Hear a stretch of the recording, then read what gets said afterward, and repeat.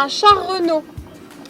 Et donc il a un autre nom, on l'appelle FT17. Donc c'est Renault comme les voitures Renault. C'est la même personne, hein, c'est le fondateur de la marque Renault. Et donc avant ces chars-là, on avait des chars qui étaient très lourds, qui pesaient 30 tonnes. Celui-là, il ne pèse que 7 tonnes. Et qui était tellement lourd en fait qu'il restait coincé sur les champs de bataille avec la boue des tranchées. Par exemple, du côté de Ypres, et des batailles par là-bas, notamment Passchendaele, etc. Et ces gros chars, des chars anglais pour le coup, restaient coincés dans la boue et ça créait des gros soucis puisqu'en fait c'était des cibles. Et donc les gens ne voyaient pas l'utilité du blindé dans les combats. Sauf deux personnes, c'était le général Étienne, un général français, et Louis Renault, qui était un sacré inventeur, un sacré ingénieur. Et à deux, ils ont réfléchi à un char léger.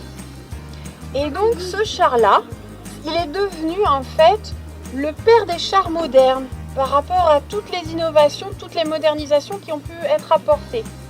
D'abord, on a la séparation de la partie moteur, qui est ici, de la partie commandement et pilotage.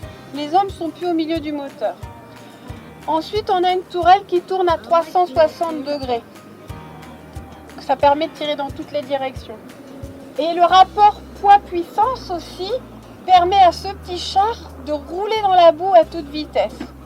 Les autres points importants, c'est qu'il y avait ce qu'on appelle des trous d'obus. Ça fait des grands trous avec des pentes à 45 degrés. Aucun char ne sait passer ça, mais grâce à ce rapport point-puissance et puis aussi la petite queue qui est là derrière, ça lui permet de passer aussi ces trous et la boue des tranchées. Alors, ça c'est un char authentique. De toute façon, tout le matériel qui est présenté, c'est que du matériel d'origine.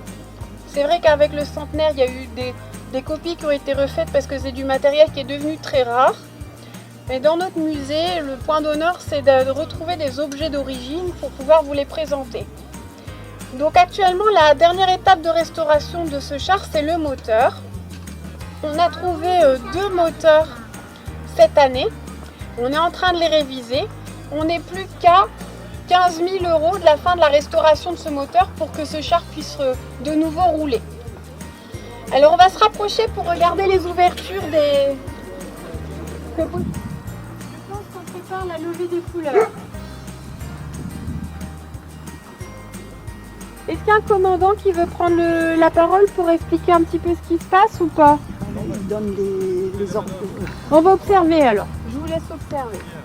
Pareil. Portez. Là. Oui, non. Ça. Allez.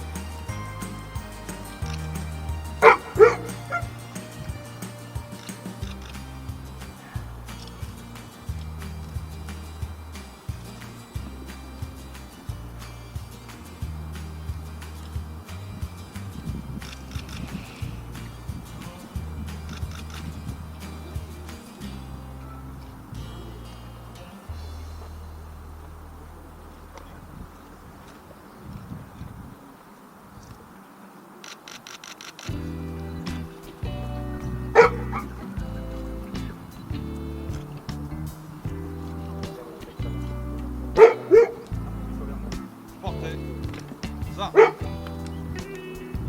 Reposez. Ça. Repos. Garde. Rompez les rangs. Nom de Dieu. Vive le colonel!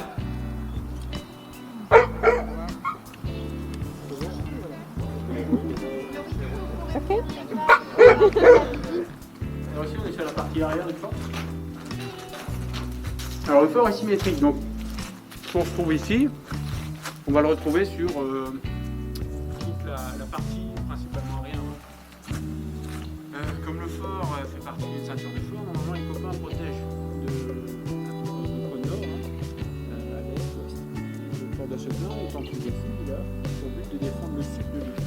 Donc les défenses sont basées sur le sud. Ici on a des pas de tir. À droite et à gauche des casemates. Donc là, il y en a 2. Casemates, donc fait par-dessus de la terre. Donc qui servait à abriter les soldats. Il y a les hébergés aussi. Hein. Si l'ennemi était proche du fort, eh bien, ils installaient leur hamac. Hein. On allait crocher des hamacs encore dedans. Et puis le loger là. Il y avait 2 petites alvéoles aussi à droite et à gauche pour le stockage de munitions. Au bout de ces casemates, on retrouve 2 couloirs qui mènent jusqu'aux plateformes de tir situées à droite ou à gauche. Donc ça c'est la partie arrière du fort. Donc en gros, le bâtiment principal est protégé par cette énorme butte de terre hein, qui court sur toute la partie arrière. Donc il y a plusieurs mètres de terre et puis derrière il y a quelques mètres de briques aussi. Et sur la partie haute, vous pouvez voir quelques cheminées. D'ailleurs on en voit beaucoup en arrivant. Et il faut savoir qu'à peu près 80% des cheminées, hein, je pense pas me tromper en disant ça, servent uniquement à la vente et demie. Le reste pour le chauffage. Et ces poiriers aussi hein, qui poussaient en grand nombre. D'ailleurs, le fond est en forme de poire.